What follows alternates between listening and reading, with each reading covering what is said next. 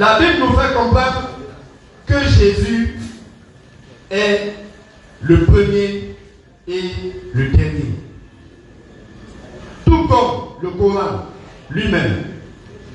Lorsqu'on prend Apocalypse chapitre 1, verset 8, Apocalypse chapitre 17, verset 18, Apocalypse 22, verset 13,16, il dit: je suis le premier et le dernier.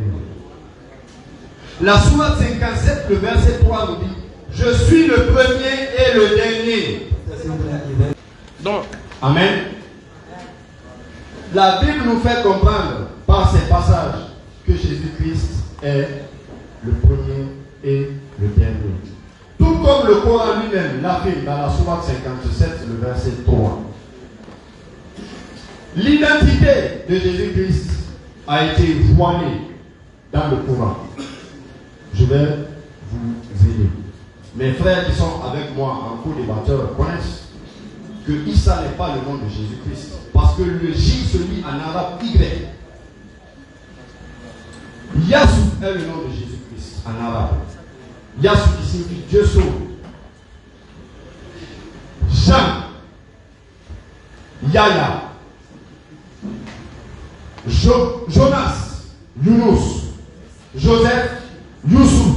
Le J se lit en arabe Y. Issa n'est pas le nom arabe de Jésus-Christ. Il a parfaitement raison. Il faut connaître d'abord l'identité de celui que tu défends pour le défendre. Parce que si tu ne connais pas un problème, tu ne peux pas chercher à voir la solution de ce problème. Amen. La Bible nous fait comprendre en ces passages que Jésus-Christ est le souffle, l'esprit, la parole de Dieu vivant qui s'est fait homme. Par amour pour les hommes, Dieu s'est fait chair afin de les sauver. Parce que l'homme ne peut pas sauver l'homme. L'homme ne peut pas sauver l'homme. Psaume 146, verset 3. Psaume 3, verset 1. Exode 14, 2. L'homme ne peut pas sauver l'homme. C'est Dieu qui peut sauver l'homme. Il est important de dévoiler la divinité de Jésus-Christ. Quant à son autorité, Jésus-Christ a le pouvoir de pardonner les péchés. Or, seul Dieu pardonne les péchés. Marc chapitre 2, verset 5. Jésus, voyant leur foi, dit au paralytique: mon enfant, tes péchés sont pardonnés. Il y avait là quelques spiritus qui étaient assis et qui se disaient au-dedans d'eux: comment cet homme parle-t-il ainsi? Il blasphème. Qui peut pardonner les péchés si ce n'est Dieu seul? C'est bon. Si ce n'est Dieu seul. Bon, continue le passage. Si ce n'est Dieu seul. Écoute. Jésus, ayant aussi connu dans son esprit et ce qu'il pensait au-dedans d'eux, leur dit: pourquoi avez-vous de telles pensées dans vos cœurs? Lequel est le plus aisé de dire à un paralytique: tes péchés sont pardonnés, ou de dire: lève-toi, prends ton lit et marche? Or, afin que vous sachiez que le Fils de l'homme a sur la terre le pouvoir de pardonner les péchés, je te l'ordonne. Je te l'ordonne, dit-il au paralytique: lève-toi, prends ton lit et va dans ta maison. Amen. Amen. Le Christ dit afin que vous, parce qu'il dit au paralytique: mon enfant, tes péchés te sont pardonnés. Les gens lui disent: mais dis donc, il n'y a que Dieu qui pardonne les péchés des hommes. Toi, tu es qui pour dire que tu pardonnes ces péchés? Le Christ dit au monsieur, il dit d'abord au scribe de réponse, pour que vous sachiez que le Fils de l'homme a toute autorité dans le ciel et sur la terre. Qu'est-ce qui est plus facile que de dire: prends ton lit, lève-toi, marche? Il dit afin que vous sachiez que le Fils de l'homme a toute autorité dans le ciel et sur la terre. Je te l'ordonne, lève-toi, marche. Le paralytique se lève et marche. Jésus dit à la femme prostituée dans le livre de Luc 1, verset 1 à 12. Dans le livre de Jean, plutôt, autant pour moi je le lis. Dans le livre de Jean, il dit à la femme prostituée: va. Où sont ceux qui voulaient te pécher? Parce que dans la loi de Moïse, une femme qui commet l'adultère, on la lapidait. On l'envoie vers lui et il dit que celui d'entre vous qui n'a jamais péché lui lance la première pierre. Et Jean dit, et plutôt Jésus dit, où sont ceux qui voulaient te lapider? Elle dit, ils ne sont plus là. Il dit, moi non plus, je ne te condamne pas. Lève-toi, va, mais ne pêche plus. Le Christ a le pouvoir de pardonner les fautes des péchés des hommes. Le Coran lui-même déclare que Allah seul est le pardonneur et non un homme. Qui est le Christ pour déclarer pardonner les péchés? Qui est le Christ pour déclarer? Il y a 2 versets dans la Bible où c'est proclamé noir sur blanc que Jésus-Christ était être humain. Jean chapitre 8, verset 40. Prends note. Jean 8, verset 40. Voilà pourquoi je dis ceci. Tu verras que dans ta Bible, là, le mot un homme, ils ont coupé au début. Mais ils veulent cacher quoi? Mais moi, je sens dans ma Bible ici. Mais tu verras que dans ta Bible, Jean chapitre 8, verset 40, il est écrit. Mais en réalité, vous cherchez à me faire mourir. C'est Jésus-Christ qui est en train de parler. Vous cherchez à me faire mourir. Moi, en tant qu'un être humain, non. Moi, oui, en tant qu'un être humain, vous avez entendu, moi en tant qu'un être humain, qui vous est dit la vérité, et cette vérité-là, que j'ai entendu de je Dieu. l'ai entendu de Dieu. Mais moi-même, je suis déjà Dieu. Et puis il dit, moi en tant qu'un être humain. Mais la Bible dit dans Nombre 23, verset 19, Dieu n'est point un homme, ni fils d'un homme. 2 Timothée 4, verset 5. verset 5. Oui. Car, en effet, il y a un seul Dieu. Il y a un seul Dieu. Et aussi, un seul intermédiaire entre un Dieu et les humains. Médiateur entre Dieu et les hommes. C'est un être humain qui est le Christ Jésus. Question. S'il est homme et Dieu à la fois, ça voudrait dire qu'il est femme et garçon à la fois. Ça voudrait dire qu'il est mortel et immortel à la fois. Mais c'est pas possible. Quelqu'un ne peut pas être mortel et immortel à la fois. Mais pour eux, Jésus-Christ est mort 3 jours et 3 nuits. Mais selon la Bible encore, qui l'a ressuscité? Actes des Apôtres chapitre 5 verset 30 à 31. La Bible déclare, le Dieu de nos pères a ressuscité Jésus que vous avez fait pendre en le pendant au bois. Dieu l'a élevé par sa droite. Dieu l'a élevé par sa droite comme prince et sauveur pour donner à Israël la repentance et le pardon des péchés.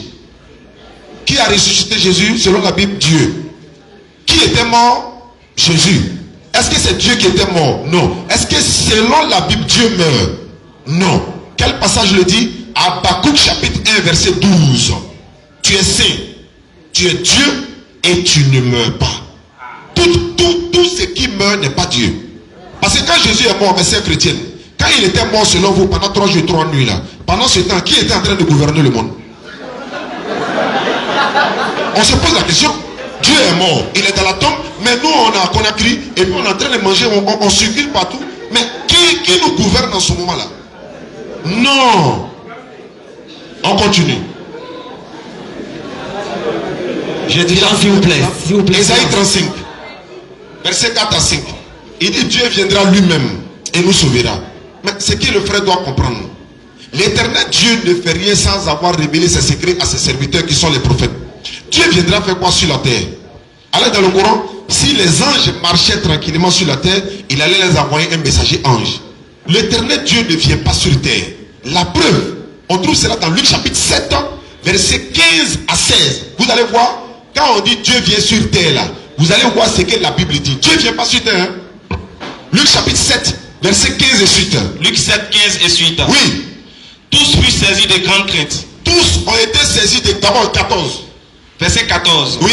Il a dit ceci. Et il s'approcha. Jésus s'est approché. Et toucha le cercueil. Il y a une femme qui est veuve, son enfant est mort, donc les gens passaient pour aller l'enterrer. Jésus les a vus passer, il s'est approché, il a arrêté. Et ceux qui le portaient s'arrêtèrent. Ceux qui portaient le cercueil, ils se sont arrêtés. Il dit, Jésus dit, jeune homme, je te le dis, lève-toi, lève-toi. Et le mort s'assit et se mit à parler. Le mort s'est levé et il a commencé à parler. Jésus le rendit à sa mère. Mais ce miracle-là, Jésus a fait ça par la volonté d'Allah. Vous savez pourquoi? Selon la Bible, Matthieu 28, 18, il a dit, tout pouvoir m'a été donné dans le ciel et sur la terre. Qui t'a donné? Ça t'a été donné, oui, mais qui t'a donné? Mais c'est Dieu qui t'a donné, mais toi-même tu es qui? Dieu. Mais pourquoi toi tu es Dieu et puis c'est Dieu qui te donne pouvoir? Question. Allez-y. Tous furent saisis de crainte Tous furent saisis de crainte. et glorifiaient Dieu. Jésus est là. Ils ont commencé à glorifier Dieu en disant, Un grand prophète a apparu parmi nous, oui, et Dieu a visité son peuple. ils ont dit ceci, après le miracle opéré par Jésus-Christ, ils ont dit, un grand prophète est apparu parmi nous et Dieu a visité son peuple. Oui, Dieu ne visite son peuple que par l'intermédiaire du prophète. Ça ne veut pas dire qu'il vient sur la terre comme ça, il est en train de se promener avec Moïse dans Israël. Ah voilà Dieu qui passe là-bas, voilà Dieu. Non, c'est pas comme ça. Il y a un autre passage même dans la Bible. Mais on va y arriver, Inch'Allah. On continue. Bon, il dit Jésus n'est pas un homme. J'ai déjà répondu. Jean chapitre 8. Et la femme adultérienne. Jésus a dit, femme, va et ne pêche plus. Oui, bien sûr, il a dit. Vous savez pourquoi Jésus n'a pas fait lapider la femme? Dans la loi de Moïse, Exode 20, verset 10, il a dit, si un homme et une femme ont commis l'adultère, les deux doivent être punis de mort.